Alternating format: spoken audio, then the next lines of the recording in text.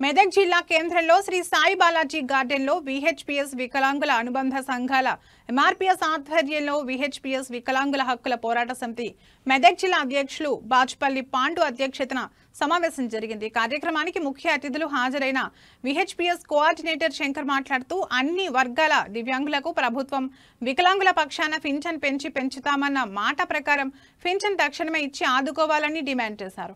వచ్చే నెల 13న జరగబోయే చలో హైదరాబాద్ ను వికలాంగులమందరం పింఛన్ పెంచేంత వరకు దిగ్బంధం చేయబోతున్నామని గుర్తు చేశారు.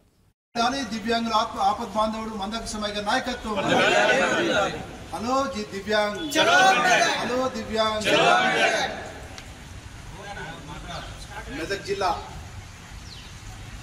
దివ్యాంగులందరికీ వికలాంగుల హక్కుల పోరాట సమితి తరఫున హృదయపూర్వక నమస్కారం తెలియజేసుకుంటూ సమాజంలో దివ్యాంగులు అంటే చాలా అత్యంత చిన్నచూపు ఉన్నటువంటి విషయం తెలిసిందే.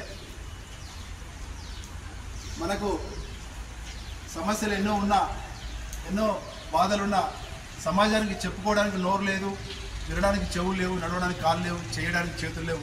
ఇటువంటి నిస్సహాయ స్థితిలో ఉన్నటువంటి జీవాలకు మరి పెద్ద మనసు చేసుకొని ఒక ఆపద్ బాంధవుని వలె గౌరవశ్రీ మందాకృష్ణ మాది గారు 2007లో పాటు ఈరోజు మలిదశ ఉద్యమంగా మళ్ళీ తిరిగి మన కోసం పోరాటానికి రాష్ట్ర వ్యాప్తంగా అన్ని జిల్లాల్లో పర్యటించడం జరుగుతుంది.